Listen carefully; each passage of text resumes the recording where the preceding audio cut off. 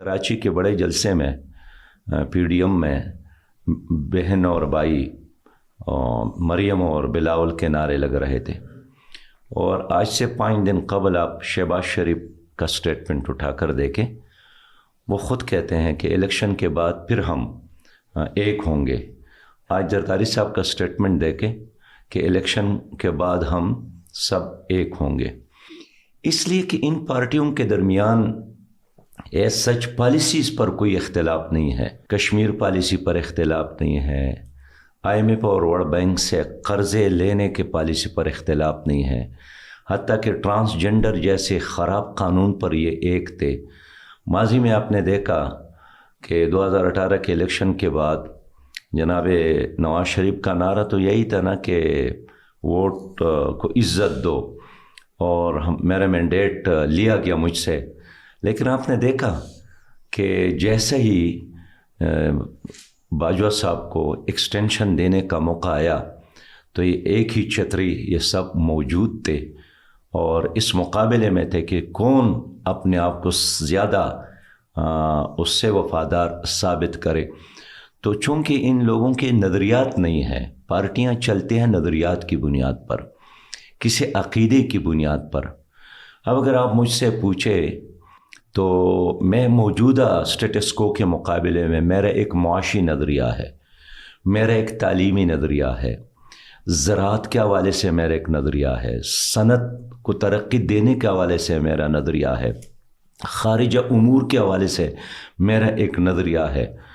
लेकिन इनके दरमियान हर चीज़ पर इत्तेफाक है सिवाय एक चीज़ पर कि मैं हुकूमत में हूँ और आप ना हो। लेकिन अब इस पर भी इख्तिलाफ नहीं है। अब तो यही दोनों का अज़म है कि हमने मिलकर इस केक को तकसीम करने के बजाय मिलकर हमने इसको खाना है, जिसका बोझ अवाम बर्दाश्त करते हैं। जिस तरह एयरपोर्ट पे एक बास्केट आपने देखा होगा, उस पर यह लफ्ज़ होता है कि यूज़ मी, मुझे इस्तेमाल करो। तो इनका भी मुस्तकिल यही स्लोगन है कि यूज़ मी। लेकिन मैं नहीं समझता हूँ कि इन दोनों को दोबारा मौका मिलेगा, इसलिए कि ये एक्सपोज हो गए हैं, ये एक बार नहीं बार बार नाकाम हो गए हैं। एक अमेरिकी प्रोफेसर ने कहा है कि अगर कोई कौम 50 साल एक ही रास्ते पर चलकर तरक्की नहीं करती तो उस रास्ते पर अगर वो मज़ीद एक कदम भी उठाती है वो कौम, तो ये कौम पागल कौम है। तो हमारी कौम तो पागल नहीं है कि 40-50 साल से इन दो जमातों ने, आप 1990 से लेकर आज तक तकरीबन 40-42 साल तो गुजर गए। 91 में भी यही जाली मुकाबले करते थे, नूरा कुश्ती करते थे। मैं आपको यानी पूरी ज़मानत के साथ बात करता हूँ कि ये दौलत इनके साथ ना हो, आलमी इस्टेब्लिशमेंट का सपोर्ट उनके पुश पर ना हो, मुकामी इस्टेब्लिशमेंट के सहारा इनको ना मिले, मेरे इस पाकिस्तान में मेरा मुकाबला ये गली और कूचों में नहीं कर सकते। इनका कोई बयानिया ही नहीं है, इनका कोई नज़रिया ही नहीं है। ये कोई नज़रिया है कि मेरा नाना वज़ीर आज़म था और मेरा वालिद सदर थे और मेरी वालिदा भी वज़ीर आज़म थे, तो इसलिए मुझे भी वज़ीर आज़म होना चाहिए। दूसरे का बयानिया यही है कि पहली बार वज़ीर आज़म, दूसरे बार वज़ीर आज़म, तीसरे बार वज़ीर आज़म, लिहाजा चौथे बार वज़ीर आज़म बनना तो मेरा हक़ बनता है।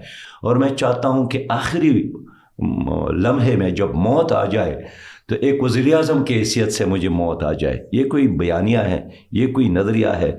सही बात यह है कि इस तरह लोगों के लिए जमहूरी ममालिक में कोई जगह नहीं होती। लेकिन हमारी कौम चूँकि गरीब कौम है, ये लोग 1-1 हज़ार, 2-2 हज़ार, 5-5 हज़ार रुपये पर वोट ख़रीदते हैं।